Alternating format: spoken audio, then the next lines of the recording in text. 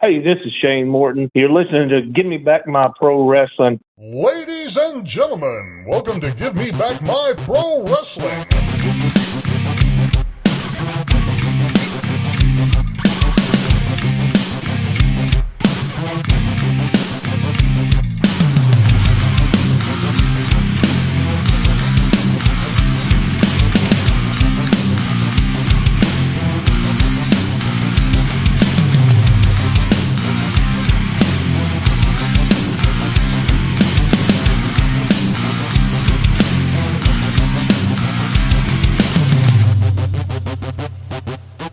For those who don't know, now you know, baby. This is Hot Rod Biggs, Jared, Jimmy Street. We're going to take them to the limit one more time, baby, right here on Give Me Back My Pro Wrestling. Ladies and gentlemen, welcome back to the Give Me Back My Pro Wrestling podcast. And today we got an awesome show. But first, I want to introduce my brother from the same father and mother. What's up, Jut? How you doing today, Plastic Sheik? I'm good, brother. Good to be on here with you and excited to get this interview. Yeah, man. We got Shane Morton on the show today. Shane is an old buddy of mine. He's actually a mentor of mine, but he was a great friend to me out in the Nashville wrestling scene. He booked me a lot. He had a promotion in Columbia, Tennessee called the CWA that he had run off and on for years, and actually had some ties to Jerry Jarrett, which was awesome. He always had, good stories to tell me about Jerry. But Shane and I actually worked together for the first time in the SAW, Southern All-Star Wrestling in Millersville, Tennessee. And there was this gimmick that I learned where I would casually have my hand just under the ropes, just sitting on the, ring, and I would turn around and jaw at the crowd. And what that would do is that would allow Lawler, or in this case, Shane Morton, to come up and do a little stomp on my fingers. You would have thought he killed me, and it was just like a subtle little thing. And I almost feel like that set me and Shane up for life there, because it was some little trick that he knew that I was smart to, and he took advantage of that. And, honestly, he's got such a great mind for the business, and he's definitely one of my favorite people to talk to and get a hold of, Anyway, that was just such a cool little deal, and it was small, but the crowd ate it up. It was so fun. Yeah, man, sometimes it's the little things in wrestling that can really set you apart. You think sometimes these big dives people do to the outside, or we know how I feel about those, but or just the spot where everybody has to make sure they're in place and stand there like they're dazed for 20 seconds. That's considered a big spot. Well, sometimes those big spots don't get over to me, but the little details sometimes mean more to me. I mean, yeah, exactly. The little details, that's what it's all about. It's all in the details. If you get all those details across, then it truly turns into something big. And that, he truly taught me so much, but he honestly vouched for me. I remember sitting there and he was talking with the guy in the back, and actually it was Hammerjack. And Hammerjack and I barely knew each other at the time. And Shane is sitting there, and Shane and Hammerjack were about to work a match. And Shane was like, here's my manager Jimmy, and talking, and he's putting all these little things, these little spots in for me. And Hammerjack was like, your boy pretty good? Is he smart? Does he know what he's doing? And Shane was like, oh yeah, he knows what he's doing. And after that, Hammerjack and I clicked. And there were just so many other guys, Boogie Woogie, so many other guys that I got to know that respected me because I worked with Shane. So it was like, Shane knows what he's doing. Then it turned Jimmy knows what he's doing. And man, he really helped me out a lot with that. A lot of people respect Shane. Shane's done a lot for the business, especially in that area. He also does a lot for the old timers. And man, seriously, he is so respectful and so mindful of the guys from out there that came before him. And he actually runs a Right Way reunion that is out there in Middle Tennessee, sometimes Columbia, sometimes Lynchburg. I think this year it's in Lynchburg. I'm definitely going to ask him about that. And, Shane also is always one step away from opening up a new promotion. So hopefully we get to talk to him about that. He's always one step away from running his own promotion again. And whenever he does that, he is automatically 350 people in the building. It's a guarantee, because the Morton name I mean, not only being Ricky Morton, but also Shane, Steve, his brother, Bubba, his younger brother, Cody, his son, David is Steve's son, Jerry Lynn's his daughter, that troublemaker. So many people out there respect the Morton name. That Morton name really carries a lot of respect. And I think that's something you'll see coming up in this interview with him. He's honestly just such a great guy. And I can't wait for you to meet him officially. You know what I mean? Yeah, man, I'm excited. Anybody that's good to my brother, I'm good with, man. So, well, ditto. He's always bugging me to come out there to the Right Way reunion. It is a haul, so it would be something that we would have to make happen, but we definitely need to go out there. And if we ever do, when we make it out there, we got to take a microphone with us and we got to take a recorder, because I'm sure we would be plenty of interviews that we could get there that day. That would be huge for the podcast too. So whenever we can make that happen, you and me will jump in a car and we'll make it out there sometime. We'll see old Cash Ross down the street while we're out there, old Colossus himself. So. But anyway, so, the previous week's episode we did a quick one. It was just called the Mount Rushmore of Wrestling Feuds. Y'all, really appreciate y'all responding so well with that. The numbers are great. Definitely appreciate that. Can't wait to, do some more Mount Rushmore episodes. But we'll be right back with Mr. TNT, my buddy and very good friend of the show, Mr. Shane Morton, after these messages. This episode is brought to you by Nespresso. Gift magical mornings with Nespresso Virtuo Pop. Compact and stylish, Virtuo Pop is made to meet every morning coffee craving. From espresso to coffee, hot or iced, at the click of a button. And celebrate the season with Nespresso's limited edition coffee flavors. Sweet almond and hibiscus, cinnamon and candied tamarind, and festive double espresso. Magic in the making. Shop the holiday gift collection exclusively at Nespresso.com. Today we're gonna conquer your EV phobia in the all-electric Toyota BZ. I can do this. I'm doing it! One drive can change your mind in the all-electric BZ. Toyota, let's go places. Meet the computer you can talk to. With Copilot on Windows, working, creating, and collaborating is as easy as talking. Got writer's block? Share your screen with Copilot Vision to help spark inspiration, and use Copilot Voice to have a conversation and brainstorm ideas. Or maybe you need some tech help. With Copilot Vision, Copilot sees what you see. Let Copilot talk you through step-by-step guidance so you can master new apps, games, and skills faster. Try now at windows.com/Copilot. Hey, this is Bill Simmons from the Bill Simmons Podcast, here to tell you that Michelob Ultra, the official beer partner of the NBA, is bringing NBA fans closer than ever this season with chances to win great prizes, including courtside tickets. Enter now at michelobultra.com/courtside. Michelob Ultra courtside 25 to 26. No purchase necessary. Open to U.S. residents 21 plus. Begins on October 1st, 2025 and ends on June 30th, 2026. Multiple entry periods. See official rules at michelobultra.com/courtside for free entry deadlines, prizes, and details. Are you a pro wrestling fan? Well, stop by Captain's Corner, where you can get autographed photos, cards, magazines, and figures from all of your favorite wrestling superstars of the past, present, and future. You'll also be able to participate in live signings in the weeks and months to come. Make sure to stop by Captain's Corner on Facebook and give us a holler. Remember, cheers to the working man.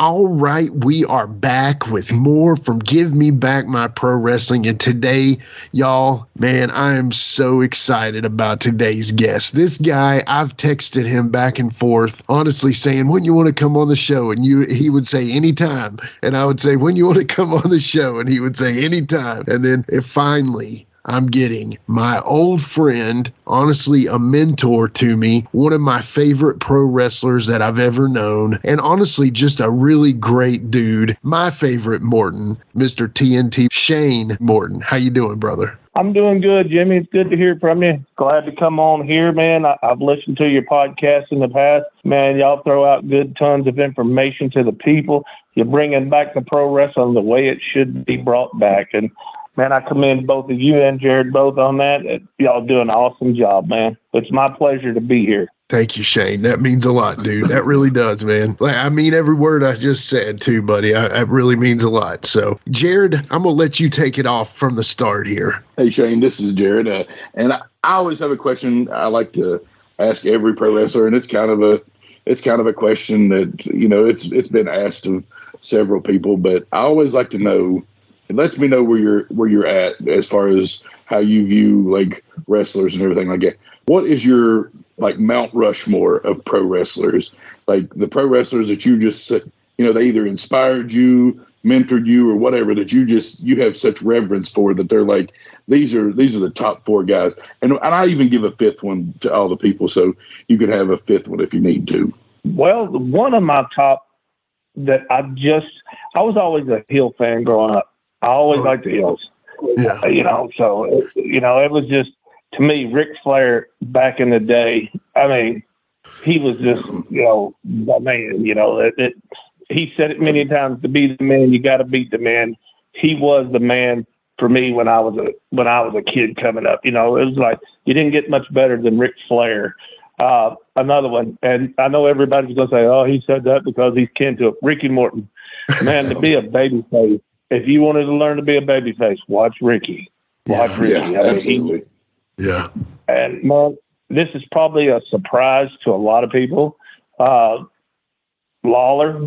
man, to me, Lawler, you didn't get much better than Lawler in Memphis, man, back in the day. Yeah, and and I guess my favorite, you know, Flair was really good back in the day, but my favorite per se local, regional kind of person, but he went on to be worldwide too, Eddie Gilbert. Man, I loved Eddie Gilbert. Oh, yeah. Yeah. Man, he was so way ahead of his time. Yeah. And man, he just had a mind, and it just, some of the stuff, you know, they did in Memphis. I know they took turns sharing the books or whatever, but a lot of that great stuff, the feud with Lawler, Eddie come up with most of that, you know. He was an awesome individual. We do a series on our show here randomly that will be like, what if? And we want to do a deep dive of what if, you know, Eddie had not passed and where he would have landed and what he would have ended up. I mean, honestly, I would see him being a big time executive at one of the major companies today, you know, if he could stand it, for sure. You know.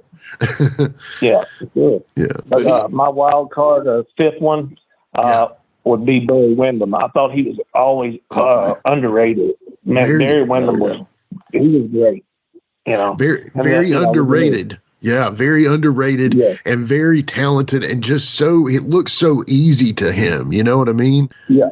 I mean, everything he did just looked so smooth, and you know, he was. You know, some people may say differently that worked him. I never had the opportunity to work him, but man, he just looked so smooth in the ring. Everything he did just looked like it was just spot on. And it's like, wow, you know, so he would be my wild card or my 5th person, you know. Yeah. Yeah. That's awesome. I love those picks, man. It's, you know, Eddie Gilbert, you know, as little as I remember, but I do remember watching him when I was growing up, but I always was, you know, thought he was a great talent out there. And Barry Windham, he's just great. And the first 3 you had, they're legendary in my mind. So if anybody doesn't like those 3, they need to tune into a different show.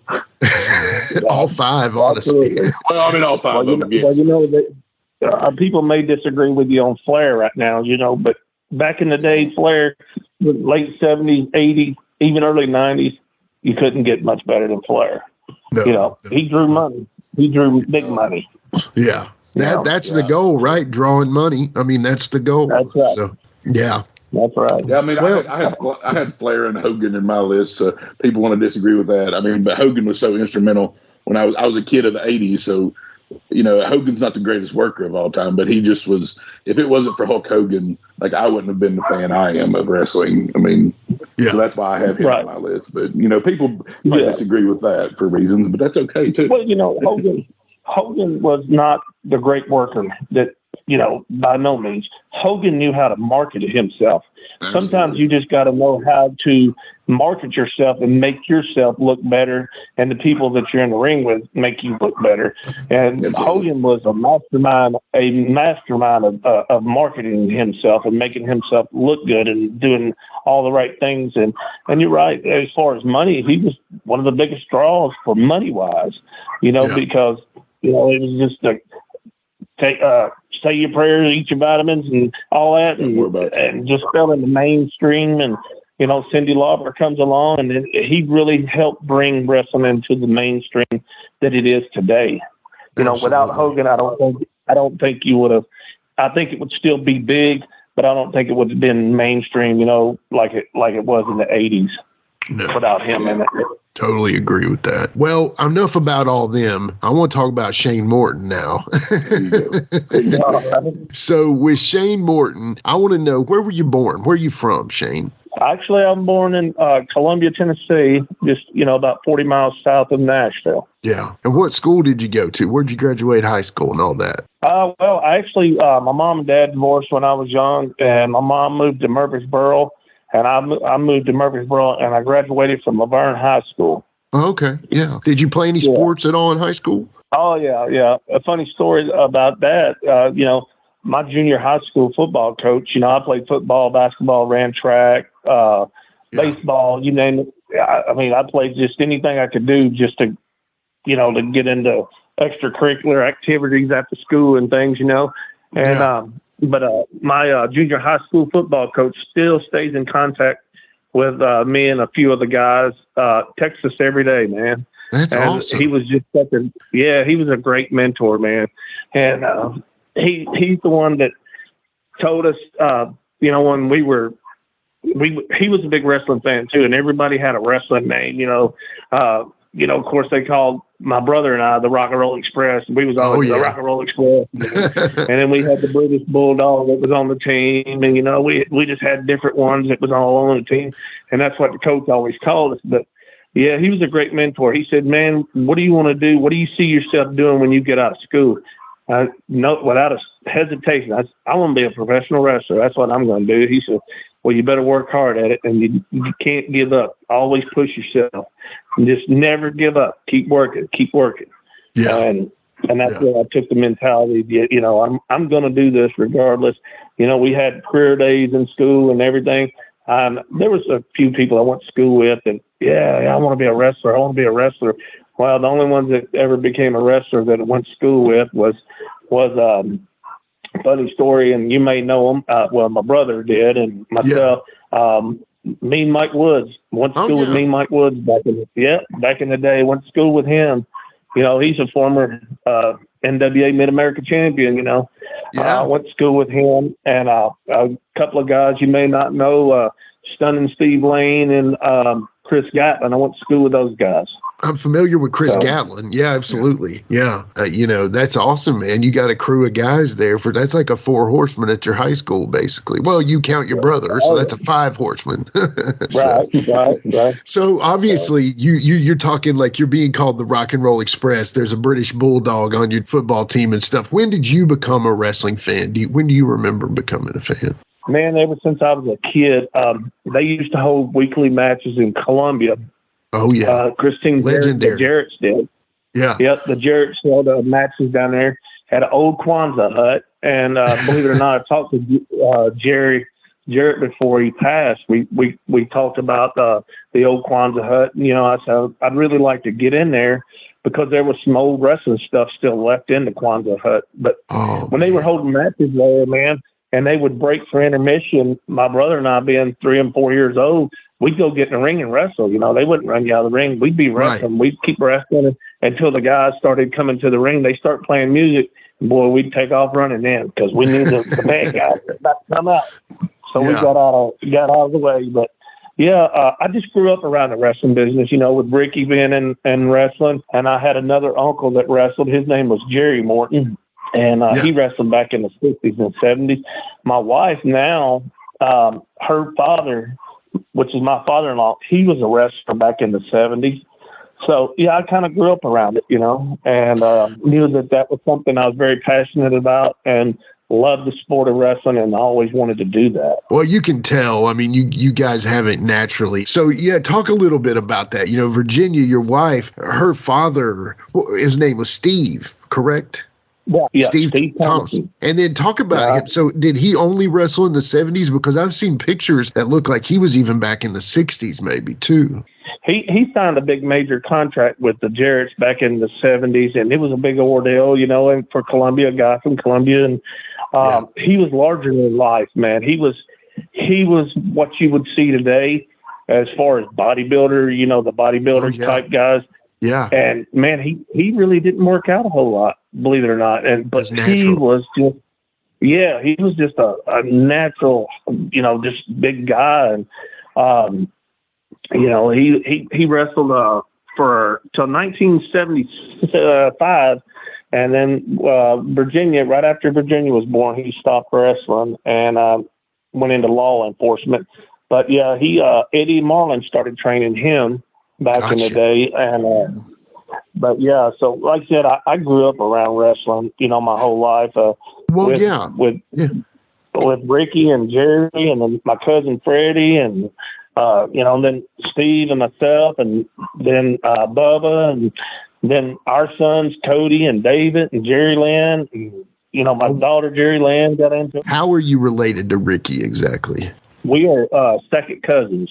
Ricky and my dad are first cousins. Yep. Okay, so that's the Morton name. That's how the Morton, you're both men. So your dads took the name and then brought it to y'all. That makes total sense. And then, of course, we know Freddie Morton, longtime promoter down in Columbia. You know, talk about him a little bit. Well, Freddie started wrestling. Freddie was always a big guy. You know, Freddie was a pretty good sized boy. When he was in high school, he was about 6'1" and about 245 pounds at 15 years old. So he started wrestling when he was 15 years old.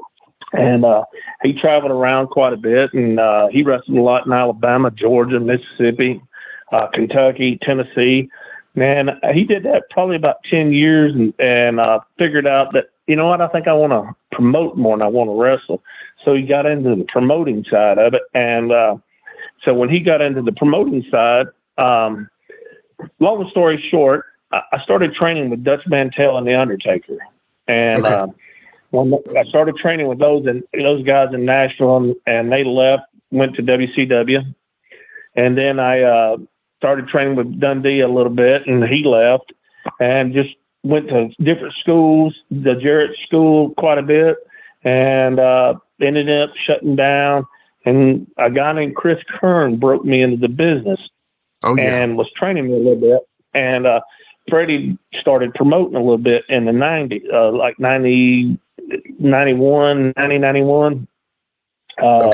He was helping somebody else promote in 90, and they needed a referee and wanted to know if I would ref. And I started out refereeing, and then I progressed into wrestling and started with Freddie Morton wrestling, and then had a breakup with some promoters, and one went one way and one went the other way, and I ended up leaving with some other guys, Tommy Higgin and those guys. I went with them and started wrestling with them on a regular basis, and man, the rest is history. And you know, Tommy Higgin was a great, most underrated wrestler that I believe I know.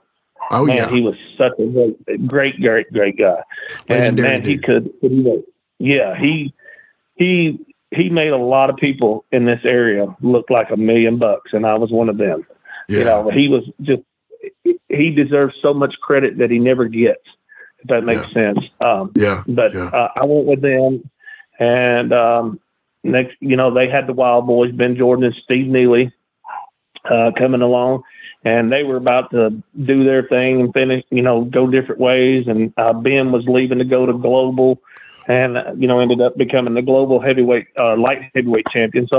They needed somebody to fill in that tag team, so it kind of went to my brother and I, and we took off. And man, it's been one heck of a rocket ship. That's awesome. Shane, what was who was your first match with? Well, the first match, it was kind of a gimmick match. It was Mike Samples, Flash Flanagan, and Misty Lane. They were taking on Freddie Morton and the Sheik, George Weingroff, and myself.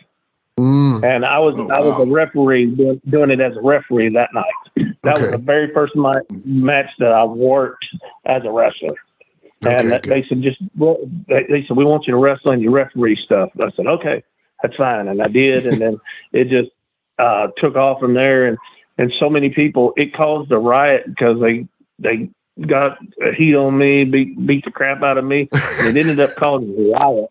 And they said, oh, well, we can't just put him back referee. And now we gotta use him as a wrestler. So that's kind of how I started out. Well, that's pretty good. Your first try, you get a riot. Yeah. I mean, there's guys that never get riots. You know? Yeah, it was wild. It got wild that night. So that was you were a referee, and that was technically your first match and your first gimmick, essentially, right? I mean, I'd been refereeing some, and that was the first they put me into it as a wrestler. I was wrestling that night. Gotcha. But they wanted me to wrestle as a referee. You know, kind of like Danny Davis for the WWE did, had the striped outfit made and all, but they just wanted me to wrestle that one night in the referee outfit, and I did.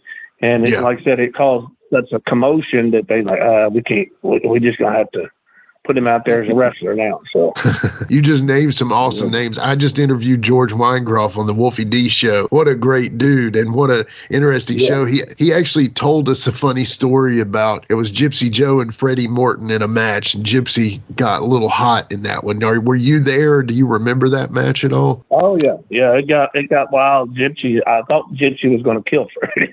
Yeah. Oh Lord. Wow. Yeah, it was brutal. I heard. Yeah, George is no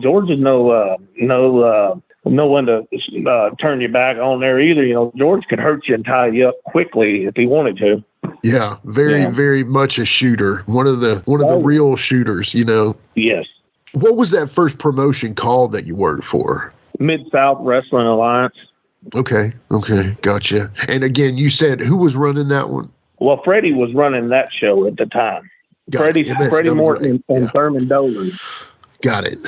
Okay.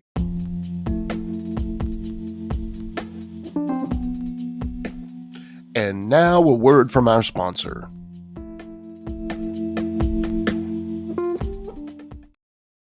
Hi, I'm here to pick up my son Milo. There's no Milo here. Who picked up my son from school? Streaming only on Peacock. I'm gonna need the name of everyone that could have a connection. You don't understand. It was just the 5 of us. So this was all planned. What are you gonna do? I will do whatever it takes to get my son back. I honestly didn't see this coming. These nice people killing each other. All Her Fault, a new series streaming now only on Peacock. With new, gentler scented Clorox disinfecting wipes, clean finally smells as good as it feels. On everything from lamps to ceiling fans, even on your kid's toy shark. Oh, ouch. Clorox disinfecting wipes, now available in crisp lemon. Find it on Amazon. Clorox, clean feels good. Ladies and gentlemen, welcome to Give Me Back My Pro Wrestling, the podcast that's based on the old school but can still help you find the good stuff from today.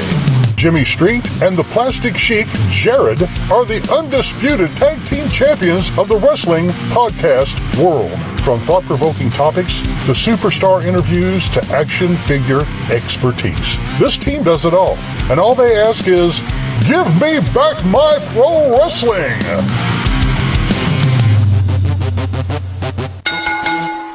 Every other Thursday, wherever you listen to podcasts. This episode is brought to you by Amazon Prime. Black Friday Game Day on Prime is an epic day of live sports. It all starts at 9 a.m. Eastern with the Capital One Skins game.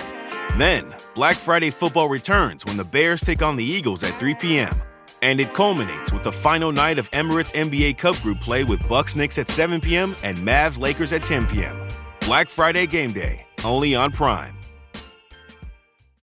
The Who's Down in Who Newville were making their list, but some didn't know Walmart has the best brands for their gifts. What about toys? Do they have brands kids have been wanting all year? Yep, Barbie, Tony's, and Lego. Gifts that will make them all cheer. Do you mean they have all the brands I adore? They have Nintendo, Nespresso, Apple, and more. What about... So the Who answered questions from friends till they were blue. Each one listened and shouted. From Walmart? Who knew? Shop gifts from top brands for everyone on your list in the Walmart app.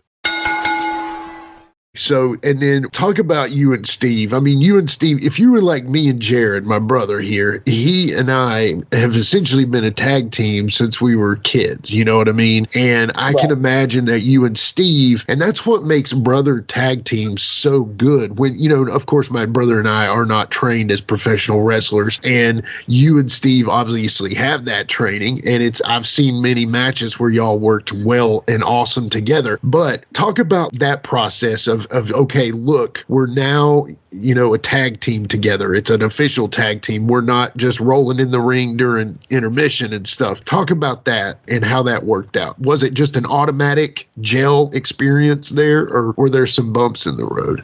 No, we gelled well together because, you know, we grew up together and pretty much raised each other. You know, we had a kind of rough upbringing there, and stuck it out together. And, you know, of course, we played sports together, and everything we did together. And so we kind of looked out for each other. So that he and I, Chris Champion was the one that put us together, wanted us to wrestle. Because therefore, when I first started wrestling, I wrestled Steve quite a bit, you know, because they was like, well, let's get you used to wrestling somebody who you would feel comfortable with. So they just stuck me with Steve, and we wrestled each other quite a bit. And man, Chris was like, no, we're going to put you together. We're going to call you all the Marvelous Mortons. And I was like, okay, that's what you want to do. And so so we kind of dropped the Marvelous name and just became the Morton Brothers, you know. And but we always gelled really well together, I guess, you know, just being that brotherly instinct. Bubba and I gelled real well together, too. Bubba, you know, my younger brother there, and we gelled really good together. We did real well together, too, but not as good as Steve and I did. Steve and I was just more natural than Bubba. Bubba's a little younger, a little bit, you know, thinks outside the box a little more than, hey, I want to try this. And he might want to get into, you know, the crazy stuff. And I'm like, no, I'm not into that. You just described Bubba very well, actually. Yeah. Yeah. I mean, we gelled really well together, you know.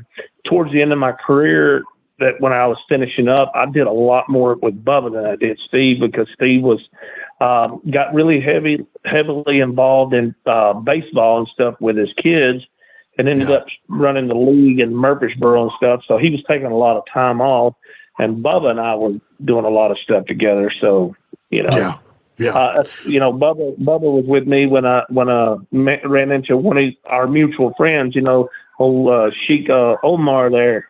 Bubba was with me when I was having dealings with Omar, you know. I know. Here's the thing. He actually tried to send me a PayPal to not do this interview, Shane. Did you know that? He said he heard that I was trying to interview you, and he actually tried to send me money. It was actually 10 camels, 3 pretty wives, and 2 of his ugly wives. And he was going to send them all to me.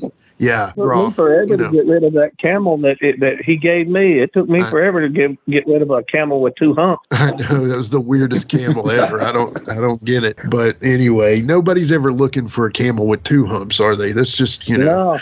No. So, you know, we've been talking a little bit about like Bubba, Steve. We brought up your daughter, Jerry Lynn, Cody, everybody. How many Mortons are there? Not counting Ricky. I'm talking just directly close to you. Now, I know Ricky's related to you, but you know what I'm saying. Right. With just related to me, close proximity, there's Jerry, which is, we call him Bud. That was Freddie's daddy. Then Freddie. Then me, Steve, Jerry Lynn, Cody, my oldest son, Justin, Bubba, Brandon, David, my sister Jennifer, Jerry Lynn. I think I got them all. Yeah, I'm pretty sure I got all of them. Every time, not including Ricky and Carrie. Because that adds another 20 or 30, right, with Ricky. I'm just kidding. But anyway, I always joked that the Mortons are multiplying because, Shane would work in a promotion, and then here would come Steve, and then here would come Cody or Dave. And I was out there working when Cody was just coming in the business and David was just coming in the business. But it was always something that you clearly looked out for family. And that's something that really I respect about you, is that you really did your best. So like if you saw opportunities that you could bring in your family to work, I mean, there's nothing, I think that's genius, because not only is that show that you've got people you can trust around you, but also that you are a good family person. And I think that shows a lot about a person whenever they have their family near. Thus why my brother and I do this podcast together. We're not close in mileage right now, but we're close through this internet that we're on. It's all about family to me. Yeah, that's me. It's all about family. I try to help anybody that's willing to help themselves, if that makes sense. Sure. And I see a lot of potential in people. Sometimes, a lot of people may, and I'm not going to say, brag on myself or nothing, but like when I was promoting full time, I would use somebody, see potential in somebody that nobody else really wanted to use. Then when I started doing something with them, next thing you know, everybody's using them. It's like, well, wait a minute, you just didn't want to use this guy. Right. I tell you, somebody, and Jimmy, the guy as well as I do, had a lot of potential, and a lot of people really didn't see it at first, was Byron Flynn. Yeah, great absolutely. Hand. Great hand, man. And a lot of people really didn't see that at first, but look at him now, he's doing wonderful things. I remember you introduced Doug Markham to the scene up there. I sure did. He did. He's doing things with MLW and all kinds. Conrad Thompson brings up Doug Markham on his podcasts. I'm just saying. So I remember you introducing him. Anyway, keep going. I'm sorry. I just try to help people that were willing to help themselves or had potential, or I thought that they had potential, and all they needed was a little help. Every once in a while, we're all at the bottom and trying to get our way up. And if it wasn't for people helping me along the way, I wouldn't have got to be where I was at and got to do the things I got to do. And, and I never forgot that. And as I said, if I ever got in a situation where I could help somebody else out, I'd sure try to help them any way I could, and I tried to do that, as often as I could. And, and with Cody and David coming up, Jerry Lynn, and you can talk to them and they'd tell you, I never gave them anything. I made them work for it and I made them earn it, and I didn't just hand that spot. Hey, here you go. I'm going to get you a spot.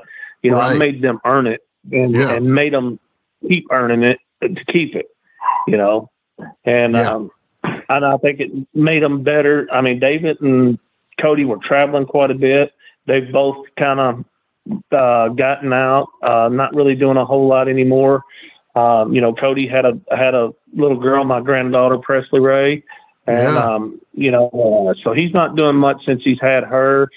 David's not doing a whole lot now. The ironic thing is they said, man, wrestling just ain't what it used to be. And I said, you got that right. Think about 30 years ago when I got into it. Seriously. Look at the difference now. Yeah. No kidding. I mean, it's almost to the point now that, I could even go out here in North Carolina and get some bookings. I know people that come down here and stuff, but honestly, I just don't have the drive for it because I look and see at the current product. That's why we named this show, Give Me Back My Pro Wrestling. You know what I mean? I mean, it's not just a saying. It's actually something we feel, So the biggest problem with wrestling today is a lot of people's not worried about next week, next month, 6 months down the road. They're worried about today, tonight.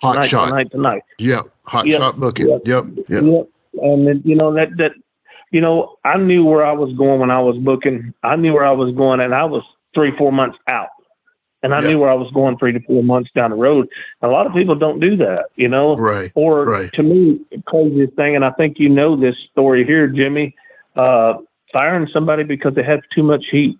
Why would you fire somebody because they have too much heat? That is the most asinine thing I've ever heard. That means you need to fire the rest of your guys and make them step it up. I can understand if they got too much cheap heat. There's such a thing as heat and cheap heat. But, right. Make your other guys step up to the level this person got. I mean, make your baby faces step up to the level of this baby face, and people don't want to do that. Now, today, people's worried about, hey, man, I can sell 5 tickets. Oh, I'm going to book you. I'm going to put you on the show tonight because you're going to sell 5 tickets next week. Yeah. That's crazy. Yeah, exactly. Yeah. When we were talking a while ago, talking about Freddie and Ricky, and even with them being related to me, I didn't just walk in the door and, hey, everything was handed to me. I mean, it was hard for me to get in. I had to prove that I was willing to give what it takes to make it in this business. And that's what I kept proving time and time again, that I was willing to do. I remember driving to Dallas, Texas one time for Skandor Akbar, and I got a hot dog, a cold drink, and $10. Wow. Yeah. Yeah. It's a 10.5-hour drive. And he says, you want to come back? I said, I'd absolutely love to, but I can't come back from this. We'll have to talk about price. Right. And Seriously.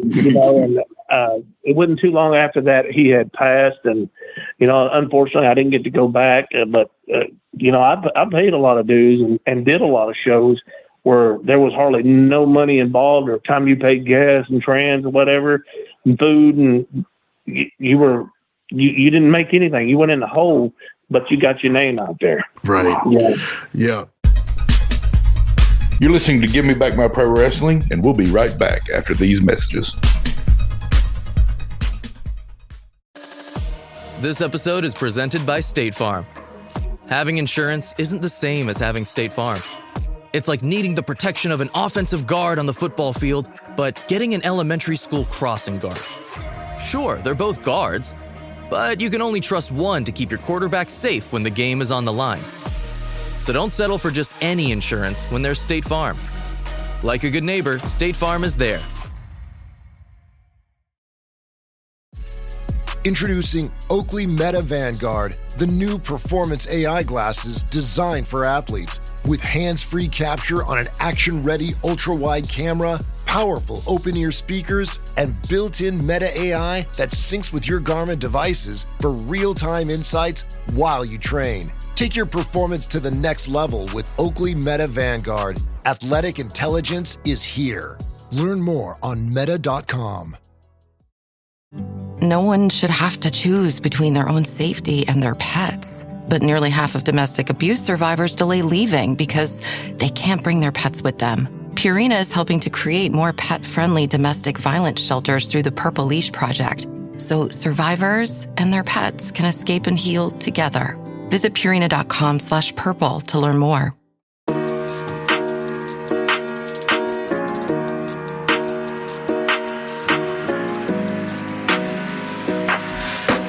Gideon's Warriors, a night of pro wrestling stories and testimony of God's grace and mercy. Come hear Pastor Rick Reynolds, who you may know as Damien or Forsaken, Shane Morton, Ben Jordan, and Tommy Phillips, aka Sean Schultz, as they share their experiences in pro wrestling and their personal walks with God. It's all going to be on Sunday, January 18th, 2026 at 7 p.m. at His House Ministries, 4909 Highway 43, Summertown, Tennessee. Everyone is welcome. Do not miss this one-time event. Hey, this is Pastor Rick Reynolds of His House Ministries in Summertown, Tennessee. I'd like to do a personal invitation to everyone to come see us on January 18th, 2026 at 7 o'clock.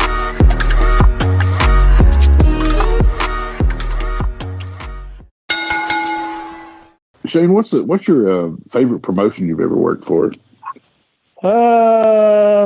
Well, I guess I did a little bit for the USWA, and I guess growing up watching that and able to work the fairgrounds, and I didn't work the fairgrounds for the USWA, but doing a little bit for them. But I guess that was the favorite thing there. Yeah, for sure. Promotion, for sure. Because a lot of people's ambitions or whatever. My dream is to go to Madison Square Garden. My dream was to go to the Nashville Fairgrounds. That's where I grew up watching wrestling, or to the Mid-South Coliseum or something Louisville to that Gardens. effect. Let's go there. Yeah. Yeah. I got to work the Gardens and got to work Evansville at the Coliseum, and different places, and really enjoyed what I got to do. And I worked some dark shows for WWE and WCW and different places, and some house shows for them. And, I enjoyed what I got to do and was thankful for what I got to do. Where did you work for them at? Was it in the Gardens? Is that where you worked? No, I worked spot shows for them wherever.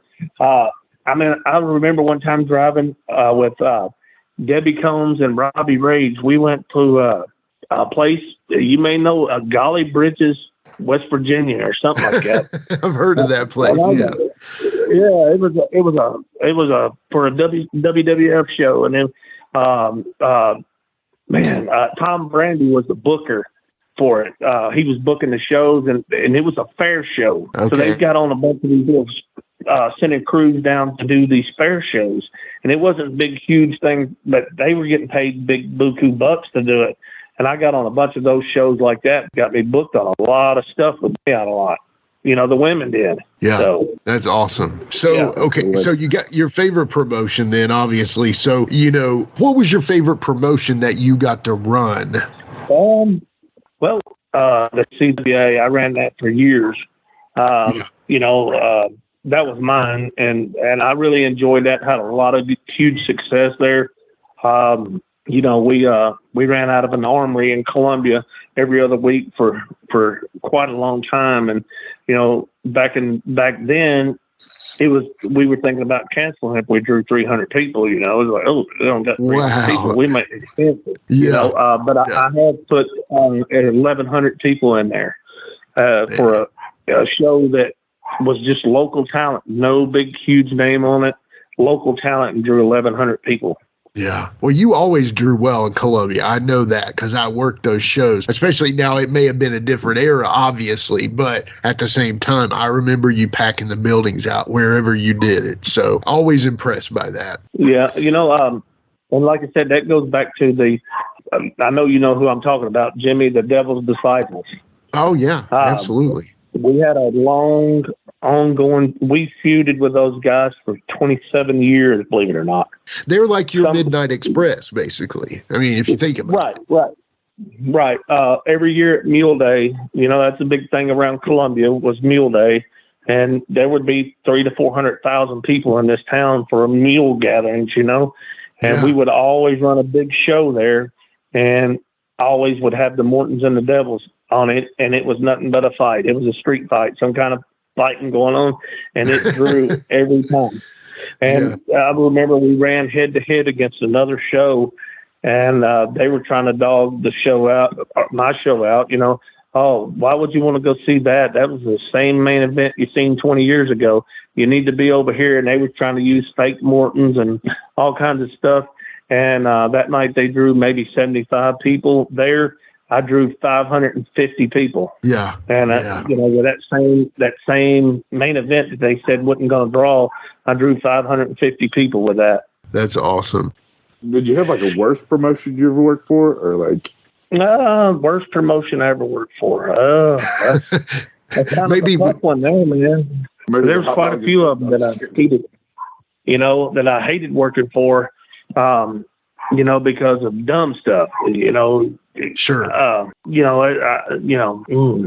a good one can turn into a bad one, right? I mean, that's just how it goes. Oh, yeah. Good one could, because I think I may know one that you're talking about right in the mind right now. But yeah, I mean, there's several, man, that just were. I can give you one good one. They called me, want to know if I'd come and wrestle for this company, and I knew who the company was, and I was like, no. Because they really didn't have any talent or anything. And I was like, no, I don't want to come there.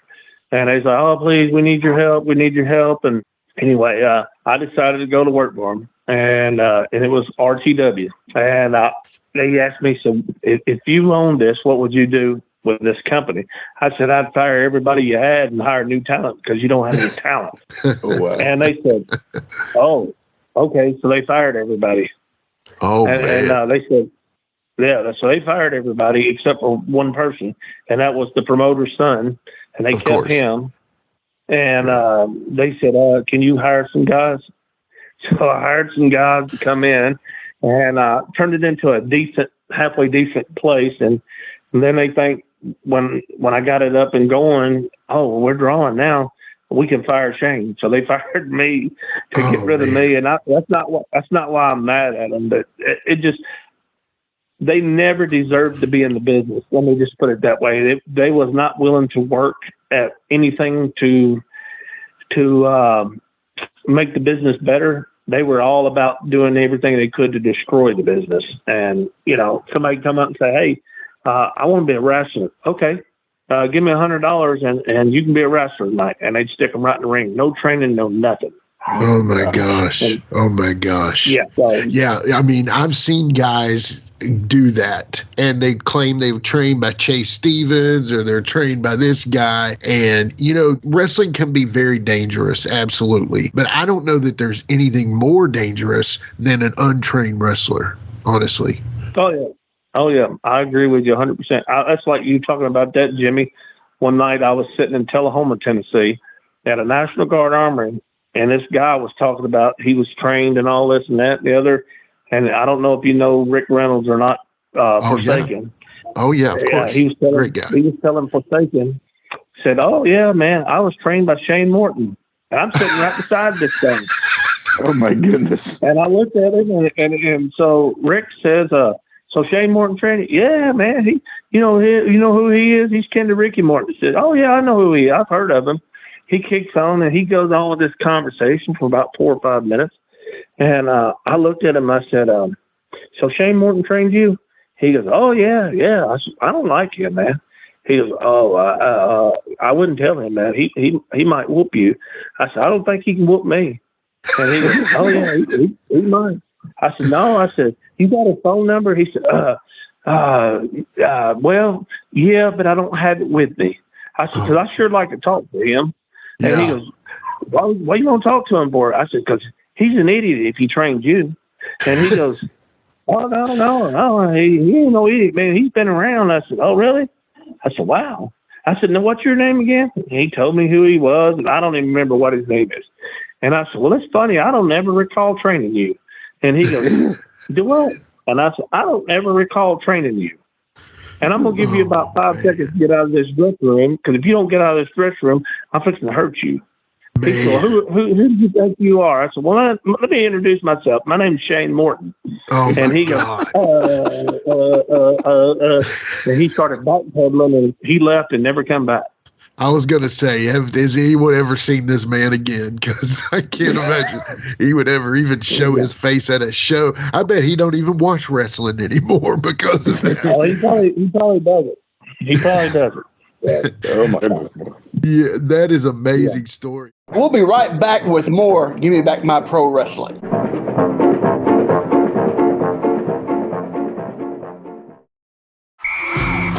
All right, listen up, Nacho Chips. Quiet down, crispy potatoes. This is the moment Velveeta's been preparing you for, and you're not about to crack under pressure. Today's the day to go all in on the drip. Velveeta's Heat and Eat Queso is the MVP of any game day spread, so stick by them, and you'll be golden. Now get out there and make delicious history. No tailgate party is complete without Velveeta. I know every operating system like the back of my hand. I have 25 years of experience and have worked with several people from your company. I've been recognized for my passion. My team is everything. LinkedIn delivers candidates who rise above the rest. With an up-to-date view into shared connections, skills, and interests you won't find anywhere else. See why 86% of small businesses who post a job on LinkedIn get a qualified candidate within a day. Post a job for free at linkedin.com/achieve. LinkedIn, your next great hire is here. As a contractor, I don't pay for materials I don't use. So why would I pay for stuff I don't need in my mobile plan? That's why my Biz Plan from Verizon Business is so perfect. Now I can choose exactly what I want, and I only pay for what I need. Right now, with my Biz Plan, get our best price, as low as $25 a line. Visit Verizon.com/business to get started today. New lines only. Price per month with 5+ lines. Includes auto pay and paper-free billing and promotional discount. Taxes, fees, economic adjustment charge. Applicable add-ons, prices, and terms apply. Guarantee applies to base monthly rate and stated discounts only. Add-on prices additional. Offers in January 5th, 2026. Experience a membership that backs your business journey with American Express Business Platinum. Earn 5 times membership rewards points on flights and prepaid hotels booked on AmexTravel.com. Plus, enjoy a welcome offer of 200,000 points after you spend $20,000 on purchases on the card within your first 3 months of membership. American Express Business Platinum. There's nothing like it. Terms apply. Learn more at americanexpress.com/business-platinum.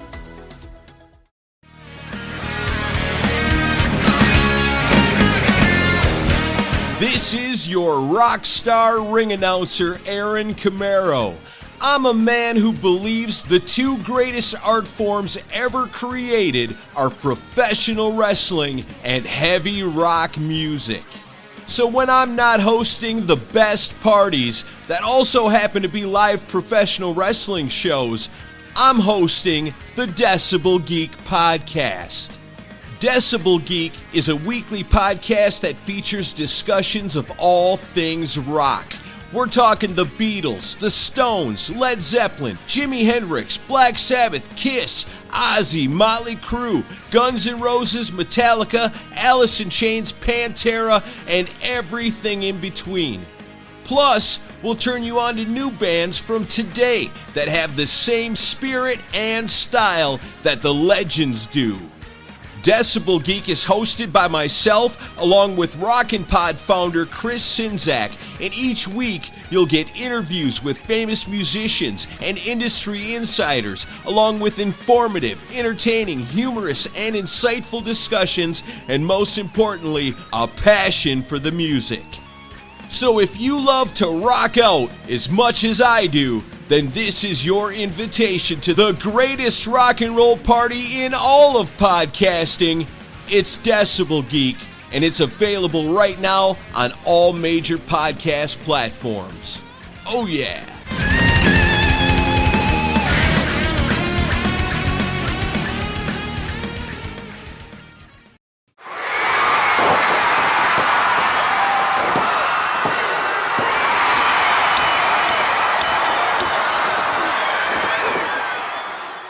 Ladies and gentlemen, this is Jimmy Street, and that was episode 26 of the Best of James Rock Street Productions, with the first half of episode 32 of Shane Morton on Give Me Back My Pro Wrestling. Shane is a great friend and a mentor, and has done a lot to help me and this podcast. Honestly, this episode put our show on the map, and we can't thank him enough for it. You can hear the full episode and more over on @GMBMPW or Give Me Back My Pro Wrestling, wherever you listen to podcasts, or simply click the link in the notes below. We hope you've enjoyed a look back in the archives of James Rock Street Productions. Check us out next week to see what else we have in store. Until then, follow @GMBMPW and @JamesRockStreet everywhere. Peace.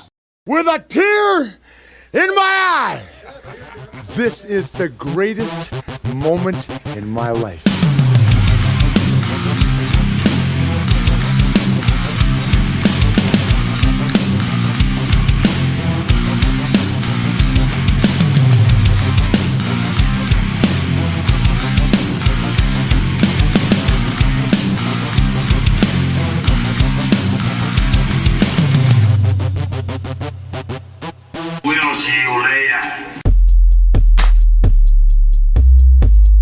This has been a James Rock Street production.